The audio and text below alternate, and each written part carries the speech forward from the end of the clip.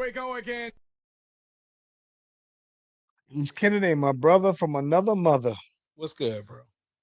Hey man, have you been keeping up with these ICE raids out there in LA, bro? No, but the only thing I saw, there was some site that got hit, and it was like over 100 workers or something that just got wrapped up. And so yeah, that's the only thing I saw. I haven't been, particularly paying attention to the raids though. Yeah, you know what's crazy, bro, is they've been doing raids at kids elementary graduations in some of these areas where it's a very heavily populated Hispanic population. Mhm. They're going to like the kindergartens and pre-Ks. And it's like they snatch it up and breaking up families at the graduation, though, bro. And that's why you see like a lot of these kind of very targeted and very specific ICE raids out in LA. So they out there boycotting it, and now it's almost like you're putting the state government against the federal government because Trump and Gavin Newsom already then had their whole words and their beef and everything, right? And so now Trump is trying to deploy the National Guards to Mhm. kind of help out. And Newsom is just like, bring it. Let's see what's happening. So there's lawsuits about this, that, and the other. But it's real crazy though, man, when you're talking about the state versus the feds, bro. And but very unfortunate that you're seeing all of these big protests that's out there in the middle of LA. It's almost like I saw a video, bro, where ICE is like at some place where they're doing a raid and people are just masked up though, bro, and they throwing all kind of rocks and stones at them, and it's just like it's beyond crazy to me how wild it's getting out there in LA, and it's you're in a tough place because it's like you want to kind of control that on the state level, but ICE, I don't know much about ICE, but I believe ICE is a federal agency, so it's Yeah, and wild, especially bro, when you real, get real, real threatened wild. with like you gonna stop receiving federal aid if you don't comply. Yeah, Yeah, uh, yeah, yeah. yeah. Yeah, it's been pretty wild though, man. But I've been seeing it, and it's like you know what's going on, but you're not aware of the details.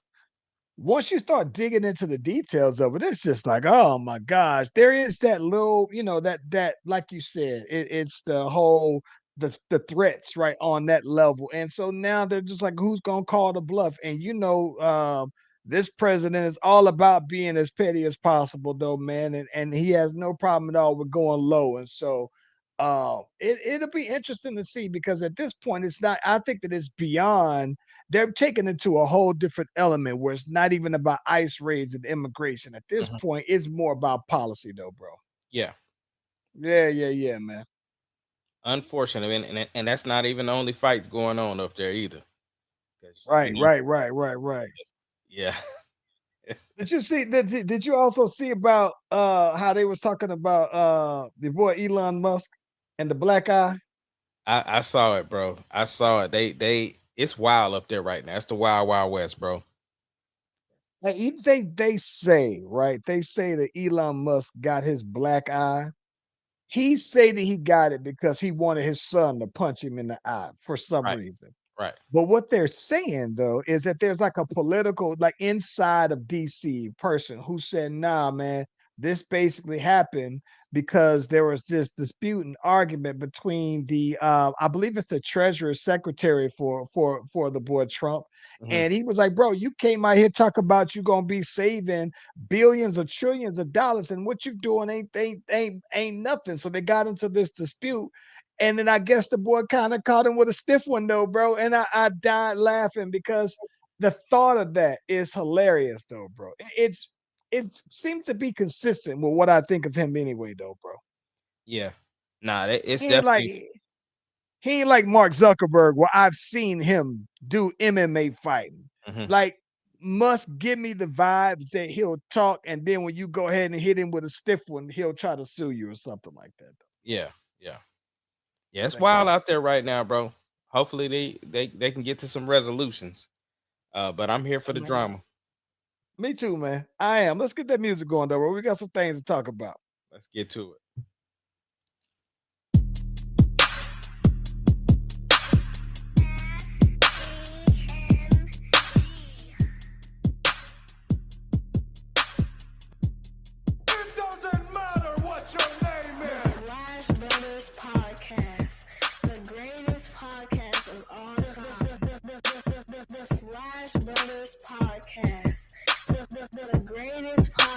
You smell what the rock.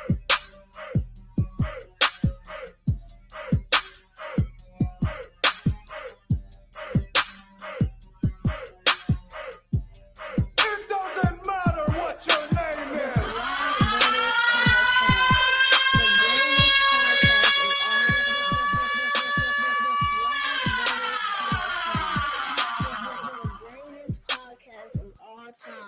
Yep.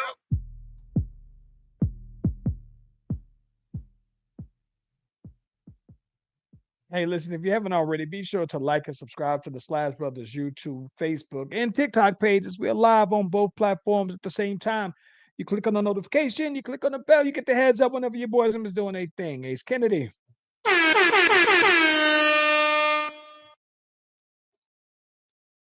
Bro, did you catch Hey, any? Go ahead. no. Go ahead, I've been out doing a lot of talking. What's good with you though? Oh, I was just gonna say, did you see any of the Lance Stephenson versus Michael Beasley one-on-one game? I saw some highlights of the one-on-one game. I didn't catch the whole thing, but I Right, felt right. compelled to watch some of it, given the whole face-off conversations and everything like that. Though it was pretty epic, though. I'm not gonna lie. Yeah. I saw somebody try to run up on Lance Stephenson while he was out there, and boy, it was a group of people that went over there ASAP, bro. They was not about to let that Mm. go down, bro. Because Lance had to push him. He pushed him because I don't know, like, if they out there playing whoop de whoop de whoop, and I'm sure they was probably talking all kind of noise, but somebody came out there and he pushed him, and then I just seen a mob of people go over there to that dude. So yeah. Mm. It's like that's the one thing I don't like. I don't like when fans try to be a part of the event. And that's whether or not like sometimes I like that I think about that because I'm very heavily into battle rap, right? Mhm. And one of the things that I hate the most is when I'm watching like a battle and I see people on the sides, right? And they're talking just as much or in between bars. Like a perfect example of this is that we recently saw a battle with JC and Averb. I don't expect you to know who these people are. I know who So I saw Averb is. JC. Okay, cool. So I saw JC and Averb, and it's been a battle that I've been wanting to see for quite some time. It was on Calico's league, Black BMF, I'm thinking Black Market Battle League, I think it was though. Anywho, though, Black Mafia Battle League. Golly, I'm going crazy. Okay, so what's wild about it is that while they're battling, you hear like this female who's kind of front row and other people just kind of adding their commentary in, and it's just like that's just be a fan and watch it. And I just hate when fans kind of interject. We talk about the evil with some of the dads, right? That got into it with like Therese Halliburton's dad and even the Ja Morant's dads. Like just you can't necessarily make yourself part of the event. And so listen, I have no problem at all when I see people get pounded out when they try to insert themselves into different events though, bro. Nah, I absolutely hate that though, man. Well, there's yet another example of what you're talking about. So DeMarcus Cousin, I guess he plays Puerto Puerto Rico. Rico. Yeah. And it was a fan that they got into it, and DeMarcus Cousins was not having it, bro. It almost could have been a Malice in the Palace, bro. Or Hmm. the other teammates got him before he could like put hands on him. Yeah. And so I think people start throwing drinks and stuff at him after it was over, but it's just like, bro, you paid for a ticket, and the fan was like flipping him off like right there in his face. You know what I'm saying? Yeah. So it was crazy, but I like I said, I hate that. I understand that it's your team though, bro, but you was not one of the players though, bro. And that's just it's just like you gotta like like when you were growing up and your mom and them say you gotta stay in the child's place, right? Like you gotta stay in a fan's place. Like I remember like I used to see all those fans like coming at Russell Westbrook for all on the sides and somebody stepping up to him like, bro, like, okay, so if Russell would have laid you out put them real hands on you, you would have tried to sue, and he had every right to defend himself. And so it's like, bro, like I wouldn't have been mad at that, but just to avoid the whole situation, like stay in the fans' place, though, bro. I would love for it to happen one time though. Like, because like you said, fans they feel entitled, right? Yeah, They wouldn't say that to somebody on the street. They right. saying it because they're in the confines of this person's job. But like, when does it come a point where it's like, I'm defending my family or I'm defending myself if you get to running off at the mouth, right? So yeah, I want it to happen one good time where somebody get them hands put on them, and yeah, Yeah, like when I like seeing the very rare times where a fan gets into the wrestling ring and they pound him out for real in real life. Like, oh, you think it's a little fake out here? Let me show you how little fake it actually is, though, bro. So nah, I absolutely love that, though. I've only seen like a couple of times in the NFL, where I've seen somebody from the NFL. I don't know what team it was, just I mean, slap the dog piss out of somebody though, bro. And I was just like, yo, and I'm totally here for it though, bro. Totally there for it. or if a fan runs out on that football field and gets speared for real, Oh yeah, yeah, yeah. Like I've seen like I've only seen it a handful of times, but I have no problem at all with a fan when you cross that bound, that cross that line. Now, if you going up in the crowd, maybe there's a little, gray area there. But once you cross that fanhood line, them lines of the game, I have no problem at all with you getting pounded out though, bro. me No. neither. Absolutely not. Because otherwise, it's almost like right how comedians got on standby of like, listen, do not come across the threshold. There's a video that's going around of a guy. There's a girl up there performing, and she was up there twerking, doing her thing, but she was performing, and he jumped up on the stage, and the girl's security pushed him off the stage the same way he climbed up. And I'm like, nah, bro, you that's I don't have any sympathy for you on that. I'm gonna do you one better, and then probably worse, actually. I recently saw a video of a guy who they look like they're performing somewhere locally. I've never seen this artist before. I don't know. I've never heard this song, but a fan basically tries to come up on the stage while this dude is performing. His security guy pushes him off, and the rapper falls back, and the guy literally dies. Pushes him off the stage, and you just see that guy that he's just, I guess he may have smash his head or whatever, but he dies just like that, all because this guy's right now. But imagine I this. think we might be talking about the same video, but like I said, it Yeah, started with the girl dancing in the front of the stage, and dude tried to jump up there to dance with maybe her. It we're looked like, talking about the same thing. and I he think a got girl pushed, and he dancing. fell all the yeah, he fell Yeah. flat. Now, but imagine this though. Can you imagine, bro? Can you imagine going to see your favorite artist? You've been dying. You've been wanting to see the dude your whole life. And Michael Jackson. You jump on stage to try to hug Michael Jackson, though, dude, and Michael Jackson throws you off the stage, though, bro. Like that would just be mind blowing that you could say for the rest of your life, you'd be like, yeah, boy, how Ace died. Hey man, he jumped up on the stage and Mike tossed him on off. And Well, first of all, Mike wouldn't toss me off because I'm his cousin. But secondly, uh, Mike tossed you off there, man. They say Mike fought Tupac before, bro. I heard, yeah, I heard. Now I know he was thugging. Speaking of Mike, Yeah. though, bro, did you see TMZ release that new documentary that they've been working on? So apparently, TMZ was the one that broke the story when Mike died, and of course, the doctor that was giving him the was it Toradol, whatever it is, he was the one that was actually convicted of Mike's death. Well, they were Mm. saying that no, Harvey, who's over TMZ, was like, nah, I've been following the story for since we, broke the story. I've been following up. Mike has been on some heavy drugs.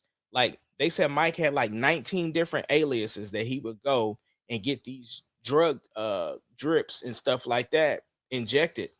Uh, and so he said, even though he was pinpointed as the one who killed Mike, like, nah, Mike has been on some drugs for a minute, like a stretch.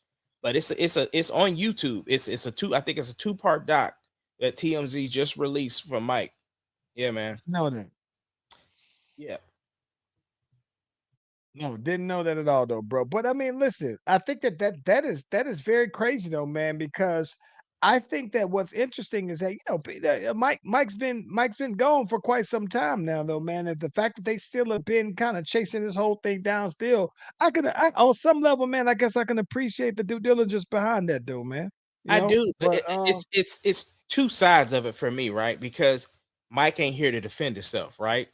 So the lasting word is what we hearing off of what the investigation is, and we just have to take that word for what it is. And so, I would hope that if they are going to do something like that, that they would release that to the family first to give them a heads up versus just, nah, we want to be the first ones to drop the story type deal, you know? I mean, unless the family knew that Mike was already on these and may not have wanted to come out, so Yeah. they just said, "Well, we just gonna put it out anyway, though." So Right. But it's even TMZ. still, That's yeah. even if that was the case of they already knew, it's still at least letting them know, hey, we about to release this information. You know what I'm saying? Because Mm, he's a public figure. It's not like they can really stop it. You know what I'm saying? So I just want the courtesy of them allowing the family to know something like that first before it's just publicly released. yeah, yeah. I get that. I mean, that's the respect. I get what you mean, though. Yeah. Uh so we got a bunch of stuff to get into. We got the finals to talk about. We got BT Yeah, yeah. Awards. We got Wayne's album. Where you want to start first?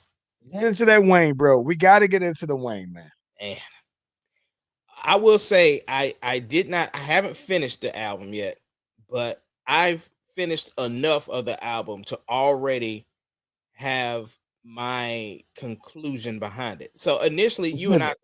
okay, so you and I talked and I told you I said it's not that like on first listen I was like, man, it sounds old. You know what I'm saying? Like this doesn't sound very current. And then when I thought about it, I was like, okay, maybe it's not so much that it doesn't sound current, but the production was weird to me, right? The production doesn't sound current. Like, and then you sent me this thing today where a fan put his raps on a newer sounding track and it sounded better, right? And so Yeah. it to me, like I said, for me, it goes to production because I listened to my homeboy. My homeboy just dropped the album. Chris McCain out here, the God MC he calls himself, and he has a project called East Side Story. And I just listened to his project, and I'm like, yo, it's fire. You know what I'm saying? He real sample heavy. You know what I'm saying? Real soulful, but his rap, he raps the way he raps, but the album sounds current. But then it's like Wayne, the person who just was like upset that he didn't get the Super Bowl. And it felt to me like he had something to prove. And this album just doesn't trans translate to the feeling that I thought he would have of not getting the Super Bowl. Like these sounded Mm. like a bunch of throwaway songs that didn't make a previous album. There's no lollipops on this album. You know what I'm saying? I haven't heard it yet. I've heard like I like the record he has with his daughter singing the hook. I like the record with 2 Chains, but there's still no like classic songs like, the ones that I'm thinking is like the singles. I haven't heard those yet, in my opinion. If you were rating it on a scale of 1 to 5, basically like on the old school sourced and double XL scale, right? How many mics would you give this album? It would be a 3 micer. Only reason Okay. is it's right there in the middle for me because as an artist, bro, I understand how hard it is to put out something to the world and then be subjectively, critiqued on that. I know how hard it is to put a project out. So with that respect and the fact like I like Wayne, you know what I'm saying? And so I have a higher expectation for people who I actually rock with, so with that respect in mind, I'll give him 3 mics. But like I said, I'm not right now. This isn't an album I'm looking to repeat. This is one of the things that's interesting because I give it a 3 mics out of 5 as well. But let me tell you the reason why I give it 3 out of 5. I give it 3 out of 5 because of this. Because it's like, okay, I can't quite tell. Like the raps, right? The punchlines are all there, right? It's Wayne style punchline. I think that what I found, bro, is that right after, okay, so I think maybe like the first 8 songs, they're okay, but it's like after the intro has this big grand presentation that I'm thinking like, okay, well, you know what? We about to go ahead and get into it. We about to get into it. He about to go ahead. And I think that he was like, okay, it was going and it wasn't quite where I thought it was gonna go. But I'm like, okay, it's straight, it's coming, it's coming. I'm seeing that, you know what I'm saying? It's building there. And bro, once it got to um banned from New Orleans, right? And I don't know, I don't think you've ever heard it, but there's a song banned from TV. I think it is. It's an old song with Cam, Nature, Big Pun, I think Styles P. Classic New York beat from like the 90s, I believe, early in the early 90s. And he threw some 808s over it though, man, and he is just going. And what's crazy about it is that it just didn't seem to go. Like you can tell he's giving you grade A rapping, right? But it just for some reason it wasn't hitting. Like how when I sit you the joint when someone did the remade Peanuts to an Elephant, it's like once someone switched the beat, it just made sense. It brought everything to life. And it I think that what's crazy about it is this. It's almost like I'm gonna give it a 3 because it's Wayne, but him being Wayne, it's giving it a 3. It's almost like if somebody else would have did this, maybe I would have even thought if they gave them some line for line, I would have gave somebody else like a 3.5 because he did have the bars there, but it just didn't match. And my expectation for a Carter is so high, given all of the features that you typically have for Wayne, given all of the everything. Like when you hear Wayne on a song, and when you hear the cigarette lighter lights up, I'm thinking, okay, we out of here.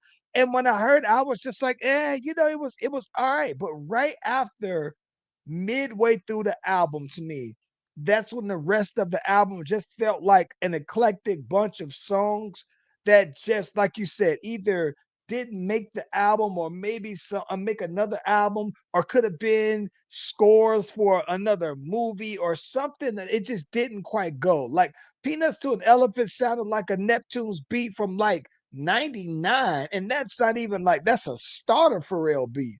And it just it just the album itself didn't make sense. And one of the things I think that's just crazy to me though, right?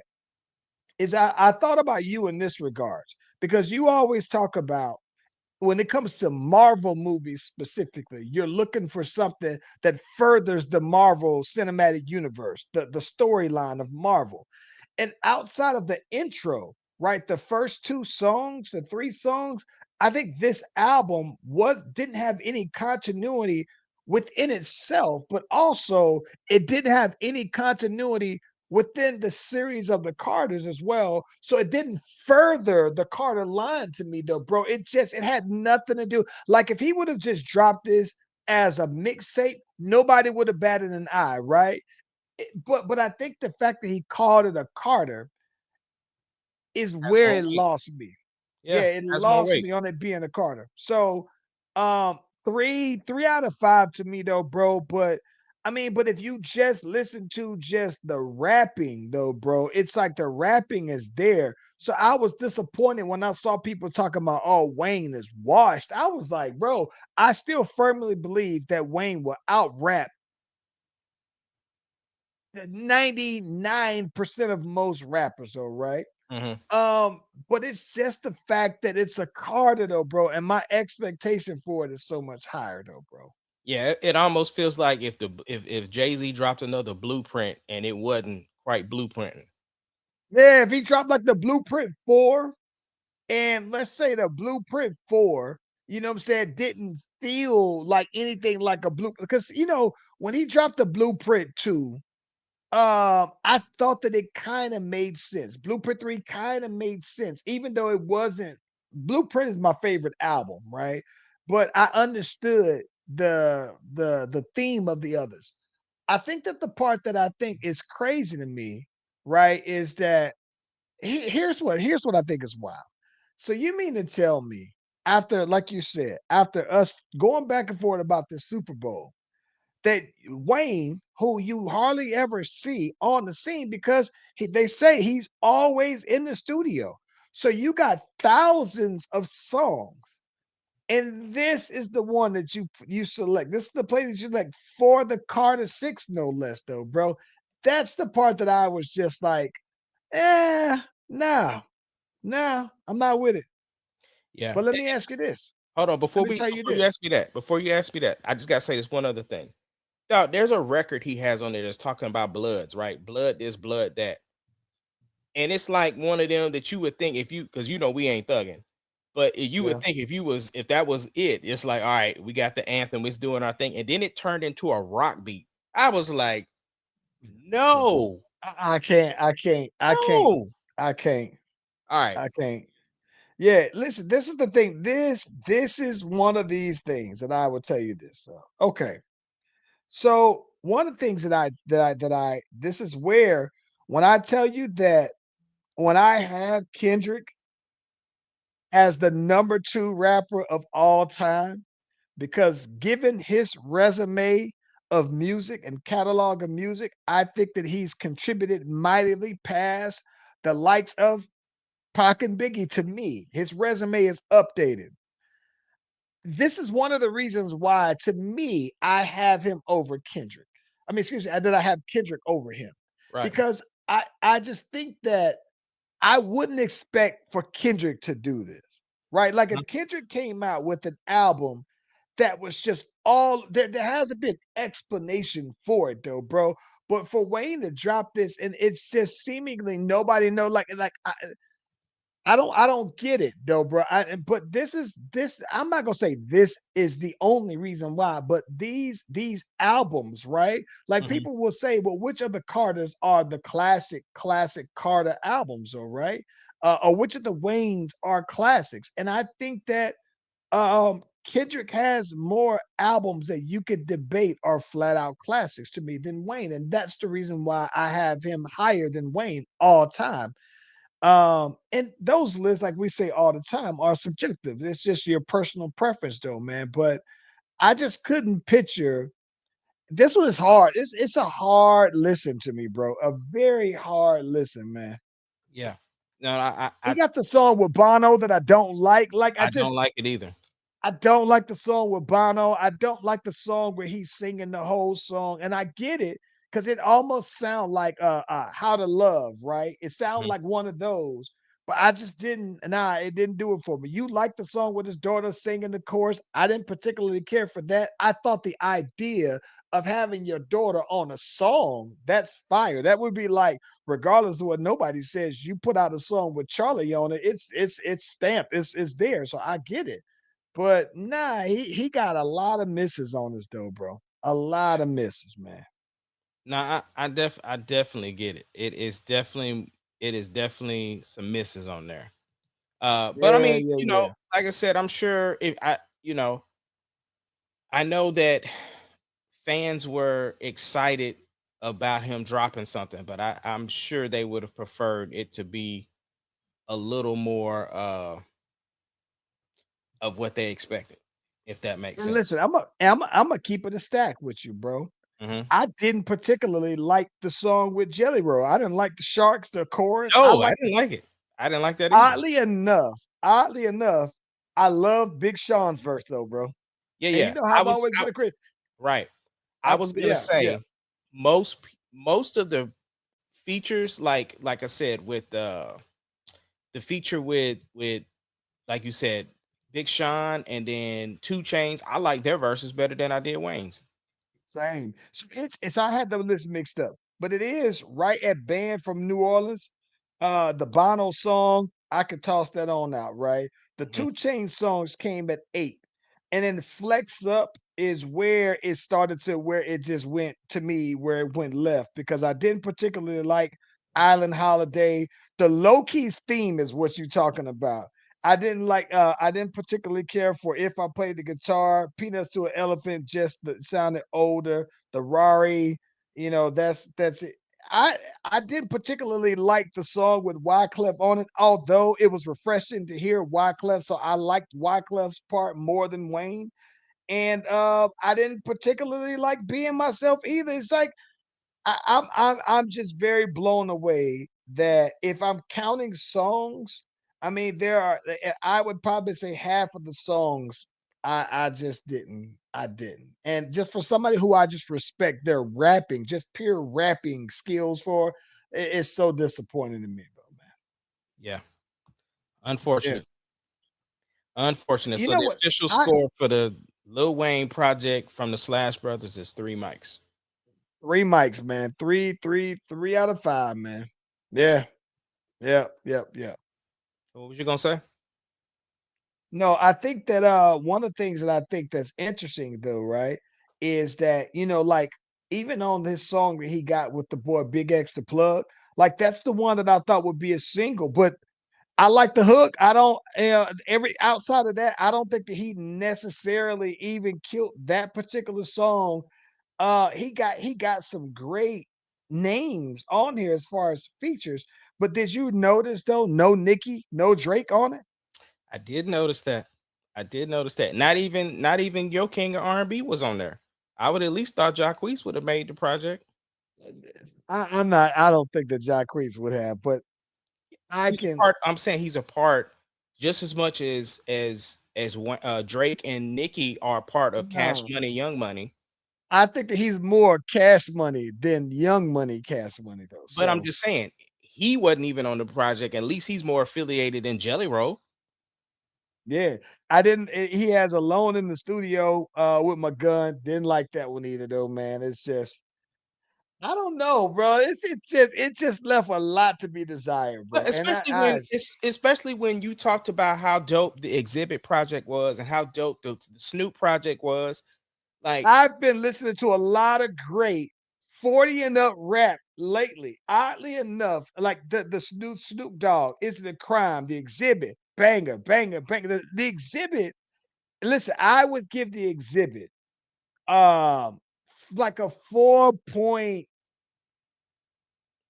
maybe four, like 4.5 is on a scale of 5, 4.25. It's a high four album though, bro.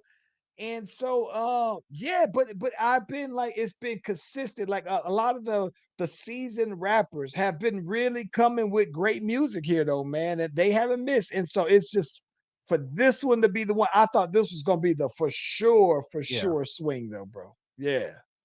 All right, bro. BET Awards. Where did you land with it, bro? Loved it. Loved it. It's probably been one of my favorite BET awards since maybe Kevin Hart's original hosting. It's up there with Monique hosting.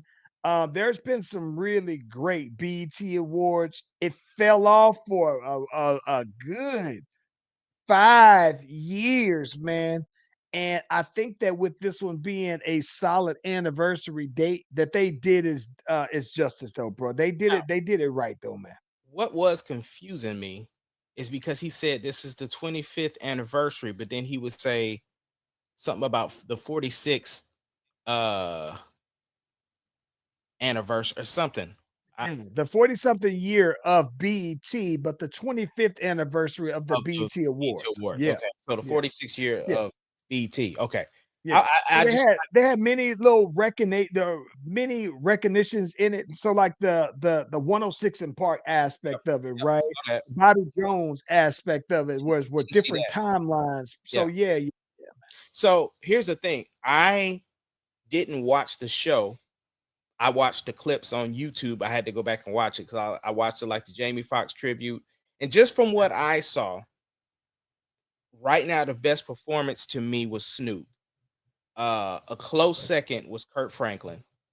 I did like the tribute for Jamie Foxx. I just don't feel like it was long enough. Now, I will say Jamie Foxx's speech was probably longer, Yeah. but I felt like the tribute though should have been much longer. And I'm glad Tank was there, but I wanted Tank to do a Jamie Foxx song versus the Ray song. Like I understand what they were doing. They were giving honor to the music side and the movie side. Because I mean Jennifer Hudson killed. She slayed. Oh my gosh. Walked out there effortlessly, killed it, and then walked away like y'all know what it is, though, man. I Yeah, was yeah, I was completely blown away by her, though, yeah. bro. But like I said, I love that Babyface sang. Like I know that was a complete honor for him to have Babyface redo one of your songs. Sure. But I would have loved, because see, people don't understand the significance of of Tank being there.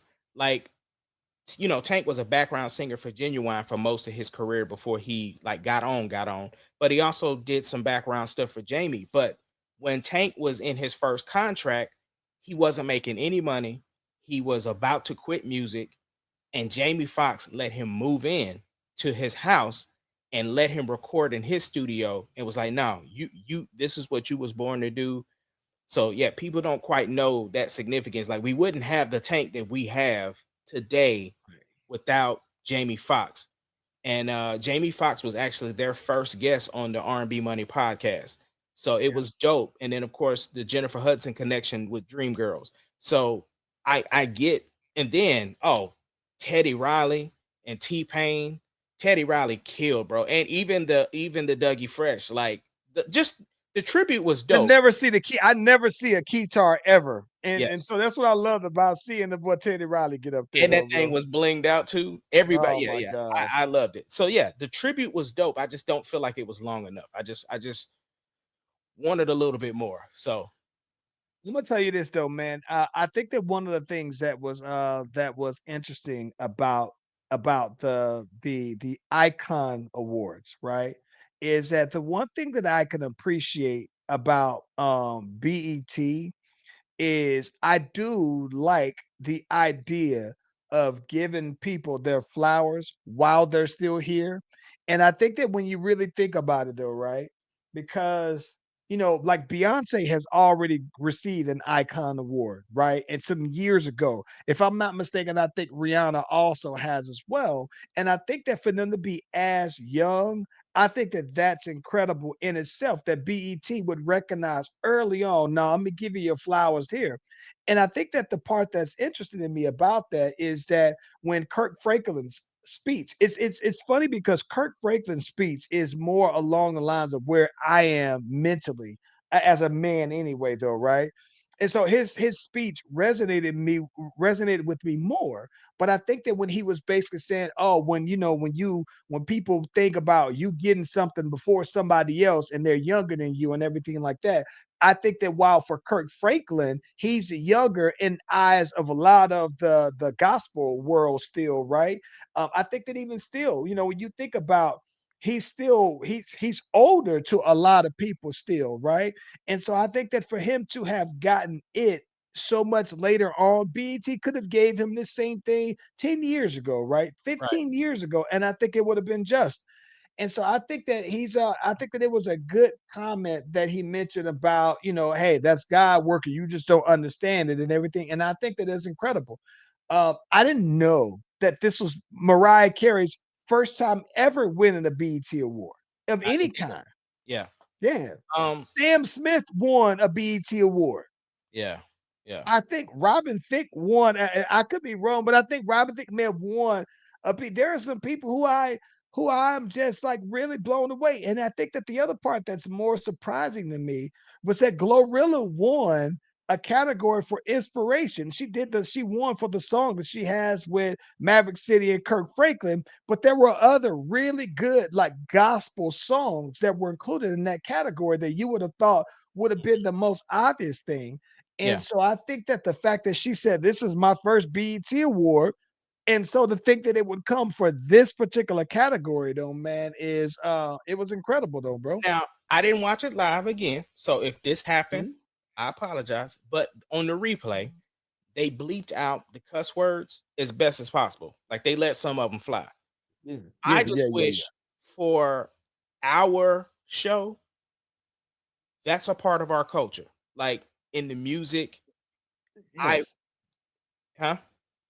No, so on the live, they were firing them away. And Okay. for that same reason, right? I agree with you 1,000% because you can't celebrate our culture on our night and then try to radio edit these aspects of it if we're celebrating it as a whole though, bro. So I Right. agree with you, but watching it live, no, it was there. If they was getting Okay. fined by the FCC, they was taking them fines though, bro. Okay. So Yeah. yeah, Yeah. yeah, Because yeah. on on YouTube they had bleeped out some of them. But yeah, I thought Snoop's performance, bro, was top tier. Like it Mm. just like the way that they mixed it, the features he had. Uh I mean I respect the fact that he was in a suit, like tucked out. I would have preferred for him to just be in his element. Like I would have wanted Snoop to wear like a sweatsuit and just be out there killing it. Yeah, out there straight creeping, huh? Yeah, I mean, and he had the Crips and the Bloods on stage. I thought that was dope. What works though is even on It's a Crime. Is it a crime? I'm sorry. He got the sophisticated cripping. So it works still though, bro. I was good. And listen, I was good. I was happy to see my boy Warren G get up there and do his thing, see the feature with Corrupt. I thought Snoop Dogg's performance was absolutely incredible though, It bro. was, bro. It was. I enjoyed all of the 106 and Park segments. I was mad AJ wasn't there. Uh Mm. I mean, I just because he was, I thought he was in the mix like at a time on Breakfast Club interviewing about it. You know what I'm saying? So I thought he would have made it. It was good to see Free, but the performances I thought was dope. I think it's a nice little setup that B2K might be coming back. I think they did a classic B2K performance, which means they were lip singing. Mm. Yeah. Yeah, Yeah. yeah. Because Let me Bow, ask you this though. yeah. Let me ask you this. Okay. Let me ask you this. Who I think I know, but tell me who is a icon who you think should be recognized, like as the next, couple of ones up though, bro. Who would be some people who you would want to see get that recognition? Because we've seen Dre, we've seen Jermaine Dupri because he had the whole social deaf thing last time. I think Bow should get it. I think Bow Wow said, and I was thinking the same thing when you talk about Bow Wow single-handedly held down 106 apart from just the original videos, the fandom, the stardom, and then hosting. I definitely think that Bow Wow, that which is crazy to me to say that years later, but I think definitely Bow Yeah, Wow but is one though, but man. the problem is though, the reason why it's so weird is because we watched him grow up, right? Like Absolutely. most of his career was the childhood. He didn't really have a real successful rap career as an adult. Is he still True. rapping? Yes. Does he have a new single out with Chris Brown? Yes. But he transitioned to acting more. You know what I'm saying? And so from that aspect, he doesn't have to, like, Bow Wow can just catalog perform now. He doesn't have to come out with new music. As a matter of fact, I don't even know if people really resonate with the new stuff, you know. Uh yeah, because I mean I think the last almost adult thing that he did was the when he released when he had the R. Kelly record that they didn't want to clear. I'm not gonna lie to you though, bro. I if I knew now that you told me that he has a song with Chris Brown, I would check for it. I'm at a point now, bro. This is the thing that this is how much my mind is shifting in music, right?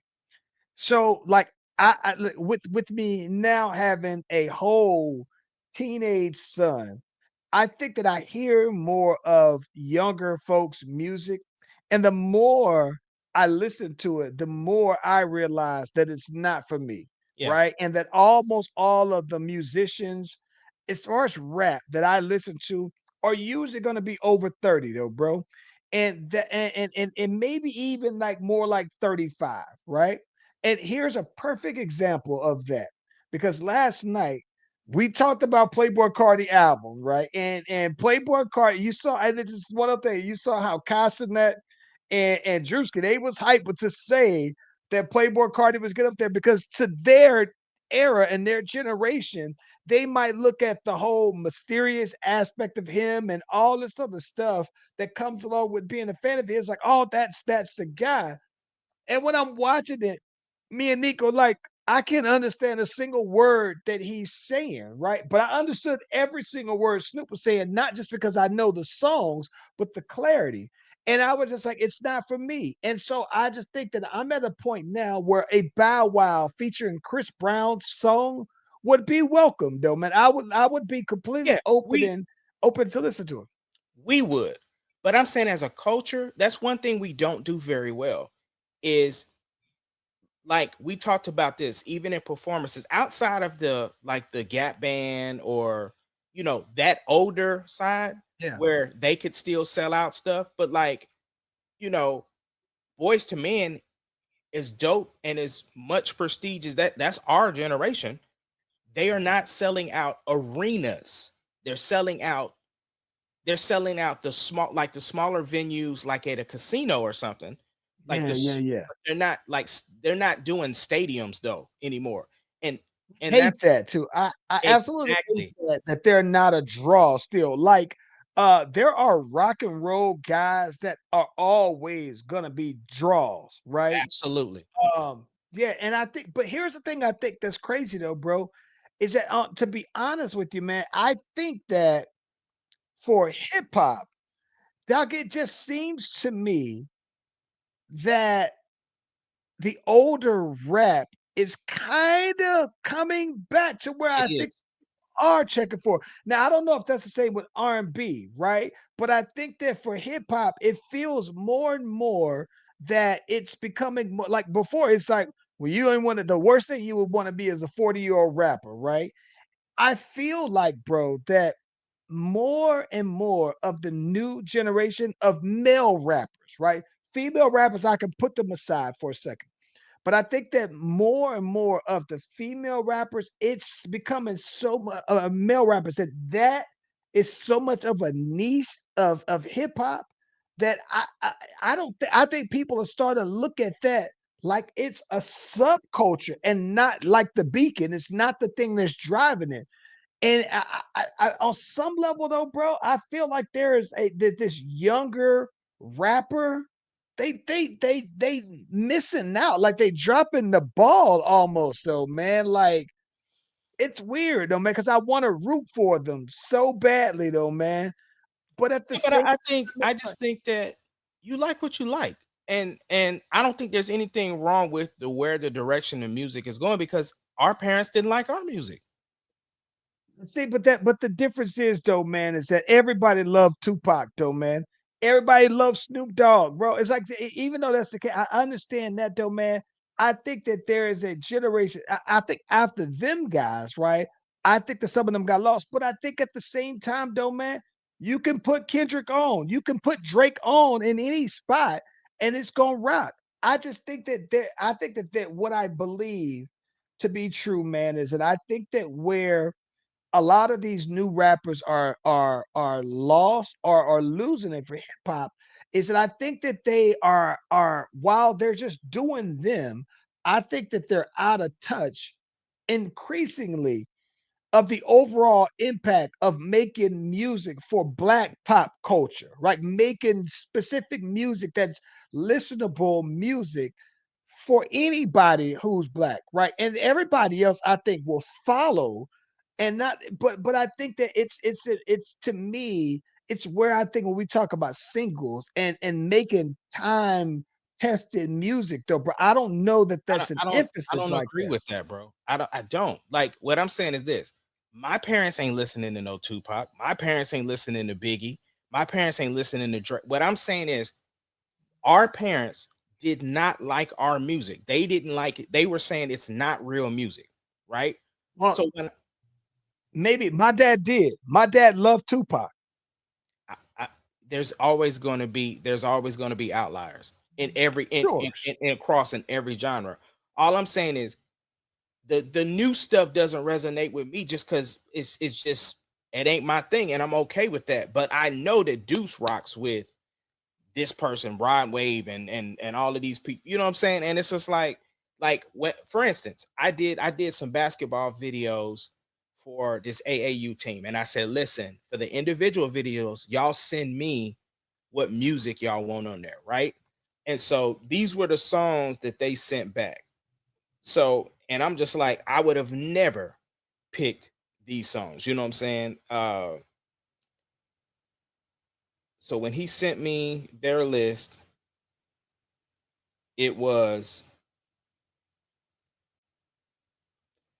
Project by Gunna, Pipe Down by Drake, and New Money by OT7 Quanny. I don't even who? What? I'm just saying, like that's what I'm saying is like they're listening again, and just like that of I don't even know who this person is. That's the same kind of stuff my mom would say if I were to say something. I get it though, right? But at some point though, right? This is the one thing I think that's different. I think the one thing that was always different, especially given the rise of hip hop, let's just say 90s hip hop, golden era hip hop, right? Is that I think that one of the things that led to the rise and popularity of golden era music is just the fact that it was just, I think that while for starters, everybody samples, right? Now people are sampling music from the golden era, right? And we were sampling music from back in the day from our parents' generation. So they knew the originals. And I get that, right? But I think the part that really gets me the most is that I think that, like, in terms of where yeah, it's like I look at it like this. You know, it's like I tell you all the time, but I'm still a radio listener, FM radio listener. It does, right? And so for me, that to me is a big, big, big deal. And I understand with respect to streaming and all that. What I'm saying is that listen, it still means something to me on a day-to-day basis. Where if Greg Street is playing your stuff out here, regardless of what how old you are, whatever it is, if Greg Street is playing your music, then to me that's a cosign of at least the quality of the music, right? So Gunner is played out here on the radio station, so I would know who Gunner is. The Drake is going to be played, but some of these people, though, man, like because that's not a goal of theirs, right? It's like their reach is so much shorter, and I guess it's like I still Is think it that. though? Because but again, you're talking about a radio station that's in Atlanta. That's not a global I reach. get it. But listen, but see, this is the thing about it. The reason why I think it is because it's like most radio stations now, right? The Atlanta radio stations are broadcasted throughout the nation. So while it's Atlanta, the same Greg Street, the same 103 morning shows, the same 107.9s, the same ones are played everywhere. So the same songs, everything. The Odyssey app that they use to for streaming basically is playing the Atlanta radio. So it's like you're hearing national artists that are basically being played from an Atlanta perspective. And what I'm saying is that it's last I checked, Atlanta still is the pulse. And so to me, I look at that as saying, as a young artist, I think that while you do make music and you want your fans to just get it, I would like to see a young artist make music and still try to target radio Yeah, play because once you get but your that's an fans. old way of thinking though, because No, no, no, no, no. I it get that, but is. I'm saying it is. But I'm saying once you put out your music and your fans are gonna automatically do it, then it's like, okay, well, you know what? You got your fans, and then you might say, all right, well, this is a pop. Atlanta music is gonna be the Atlanta radio station is gonna be something that's representative of Black pop culture. That may not be your goal, but I think the reason why you and I might not have heard a lot of these people because their goal isn't to reach somebody like us. But I Right. think that if they did, I think that it would take them a further way though, bro. But that's what I'm saying. I don't think that. Like, just be what I'm saying is the reason why that it's not they're not looking to go to like that platform because the people they're trying to reach isn't listening to that platform. The thing it's the same thing with like TikTok and like all the other a million social media apps or whatever like that. They want to reach that audience of the TikTok era of like that's why the songs have gotten so much shorter.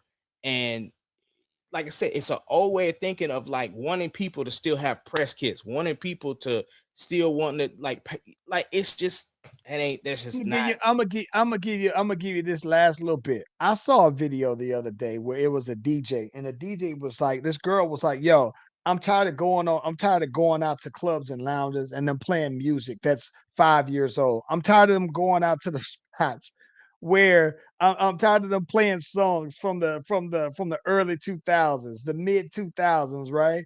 And then it's like the DJ was like, "Listen, if I'm being honest with you, man, a lot of the music that people are making today, it isn't club friendly music, right? It isn't something that you can blend into another song. For one, almost all of the songs are 140 BPM, so it should be easy to seamlessly transition on over.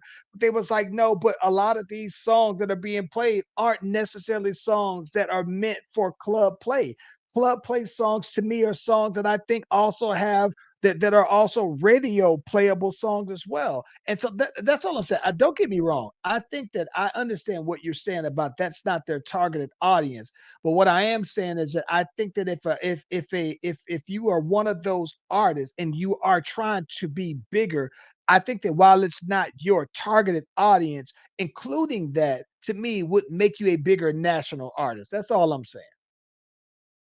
And we'll just have to agree to disagree. Right, like Rod Wave, like this, like Rod Wave. While he is somebody who I don't listen to his whole catalog, right? He might be for Deuce's age, but Rod Wave songs get played on the radio because they're radio playable songs. So, right. So I know who Rod Wave is, even if I don't know his music. I think that these young dudes who do other stuff could do that. That's all I'm saying. Yeah, I get it. But like I said, we just have to agree to disagree on it. Yeah, Um, yeah. No, no. Good point though. uh, real quick before we get out, it's a 1-1 split right now with the Thunder and the Pacers. Where are you sitting with it? Listen, I picked OKC in 6. I know you said 5. I got them in 6. So I'm expecting for I am expecting for OKC to clean up the 2 games at the crib. That'll be 3, and then I think that they'll take one of these games and I think that what they'll do, they'll go out and they'll win the next game. I think they're gonna win today, maybe the next game for Tomorrow. sure. But I think that they'll try to win the championship on their home court. So they'll go back to back. So yeah, so they'll win today, maybe lose the second game, and then clean them up in OKC. Okay. First of all, the game's tomorrow. Yeah, Secondly, I mean tomorrow. secondly, that would mean they would have to go to a game 7. I think that I'm saying I think that they're gonna win. They're gonna win one, So right? that would be tomorrow. And they'll win one in the Pacers. So that's 2. That's two. And the Pacers And will win then another one. Pacers And that, will win one, right? right? So that's And this. then So now it's tied up. So then it goes back right, to and then OKC. and OKC is gonna win the last 2 games. That's what I'm. But you're saying you want them to win it in OKC. That would mean it would have to go to game 7. It's 1-1-1 after that. It's 2 in Oklahoma, 2 in Indy, Oklahoma, Indy, Oklahoma. Oh, well, yeah, it's gonna be either way. Well, okay, so however the math is, OKC is gonna win the championship on their court. So whatever has to happen to do That would that, have they're to gonna be a do it game their way. 7. That's what you that's and that's the thing. Like I want them to win in Oklahoma, which is why I would prefer them just clean it up in Indy and then win it at home, and then it'd be over. Maybe that's what they'll do. But either way, whatever has to happen, I think that OKC wins on their court. Yeah, I mean Yeah, that's yeah. I mean preferably, and I'm still putting it out to the heavens, to the gods out there to get that boy that Listen, game 5. have you been keeping up with like some of the criticisms of Tyrese Halliburton though, especially some of the ones that I've seen from Richard Jefferson and some of the other guys, like they talk about how he looks like he's a superstar role player. Like sometimes he will give you a Kevin Durant like performance and then give you a performance that's like a bench player or a role player where it's like he's gonna give you either superstar or nothing though, bro. And so it's like how even on the game that they won, he was just giving you very pedestrian like numbers, but won the game, right? Right, So, role player, but superstar finish. And then this time around, he comes out and then he's giving you again role player. I fully expect that he's gonna go for like maybe 20 or 30 points on the next game, though, bro, right? But I think that part of why I wouldn't pick the Pacers over them is because OKC is because I know that even if Shea isn't playing very well, whatever he's giving you is going to have an impact. And I just think that OKC can sustain Shea having a bad game more than what I think the Pacers could, because I don't think that Shea is going to have multiple bad games, right? And I think that Tyrese Halliburton will, but Richard Jefferson has been all over him with his commentary though, bro. And when you watch the game, and there's been people who's been talking about it, and I think it's somewhat justified though, man. Even if they say it's harsh, but he's like, though, you can't be a superstar and a role player at the same time, though, bro. but I just think that he doesn't have an identity yet. Like what I'm saying is they're trying to make him this scoring point guard, and he doesn't do that all the time. Like he's a closer. Like there's a difference with being a closer and a scoring point guard. Because the problem is, unfortunately, they're gonna compare him to Shea because you're supposed to be the leader of the team. So I don't think. Listen, this is my thing. I don't think that you have to be a scoring point guard to win. Like I said, I think that Shea is technically a score first point guard, but he's not necessarily the facilitator. I don't know who necessarily is OKC's facilitator. I think Hartenstein, everybody kind of Hartenstein, chips in. Yeah, Hartenstein. yeah, The yeah. ball typically runs through Hart, Yeah, so and he so so distributes. Yeah. he's yeah, he's very Shea is very much like a Steph Curry style point guard, right? But I think that the part that's interesting to me about it though, man, is that I mean, even though Shea is even though that's the case though, bro, I just think that Halliburton can't just get out there and he can't just give you 10 though, bro. He can't give you he's gonna have to score I 20. understand that, but he is also in the same position that Ant was in, which is why Ant got the criticism he got, because OKC is closing down that defense and not And allowing them to do their then OKC is doing what they're supposed to that do. That And is a good point because people are saying that, but what if it's like, well, he's doing what he can. he It's can't. just That's OKC, not exactly it. him. So He is in the I torture see. chamber right now. But Dan Dorsey's chamber is crazy, bro. That's insane, bro. That's That what is they call it. That's the insane. torture chamber, bro. Well, I think that the part that is interesting to me though is that I mean, Siakam is doing something. He's You know what doing I'm saying? something, Like but he Neesmith is doing something, but yeah, they need listen, they're gonna need Tyrese Halliburton on if they're gonna win, he's gonna have to average 20 points, at least 20 in their wins. But it's what I told you, bro. You're gonna need somebody to average 30 and somebody to give you 20, two guys to give you 20. And I think that maybe OKC don't have to give you a third guy to give you two, like the two. They can go with one because they have a spread where they can give you a couple of guys that can give you 10, 15.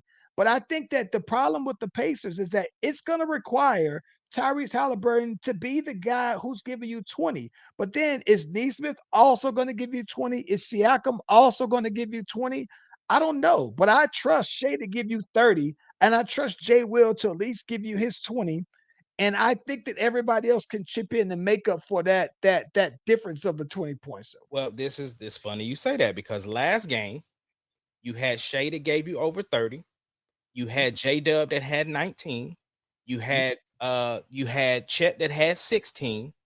right? And then you had Caruso give you 20. You Caruso give had you 20. you had Wiggins give you 20. They get to, I told you it's good.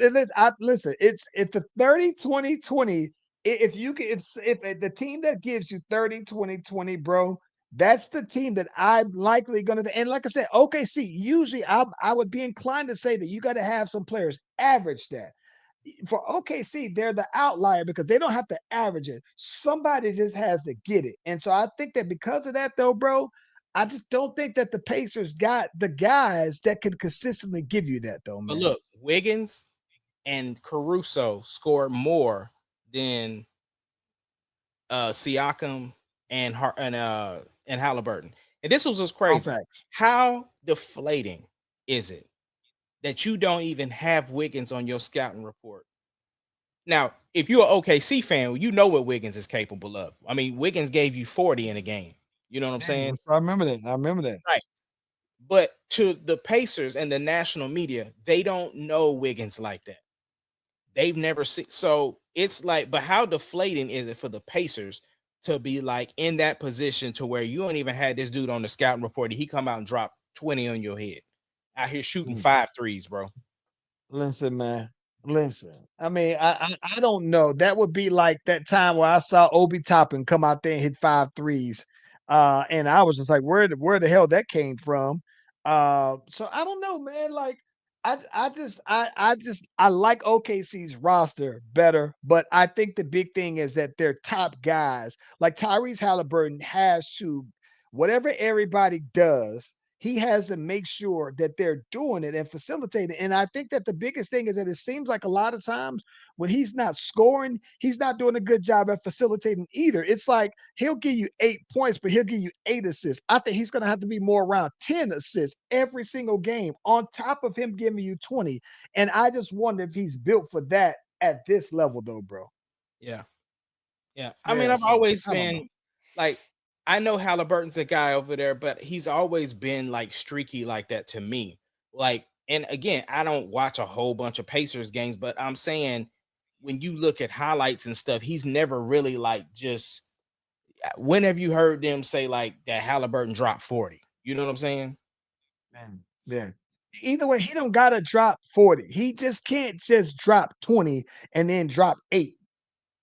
That's my problem with him though, bro. And not and be a championship team. No, I Like get you that. can't But I just also, like I said, I legitimately believe that it's who's guarding him because the same exact thing happened to Anthony Edwards when they were clowning him, not clowning him, but going at him like, bro, when they was like, yeah, you didn't do well. He's like, I didn't not do well. Like I was facilitating and doing. And they was like, nah, bro, you can't just take this many shots in a quarter. Like you gotta be more productive than that. So absolutely. Absolutely. anyway, what you got coming up this week, bro? Hey man, I got that new dropping. What you talking about there, homeboy? Wait a minute. So I got new single. Spin It All is actually dropping. And then going toward the end of the month. So I got that going on Friday. It's dropping on the 27th. I'm dropping the Here for a Good Time EP. So I'm pretty excited about that.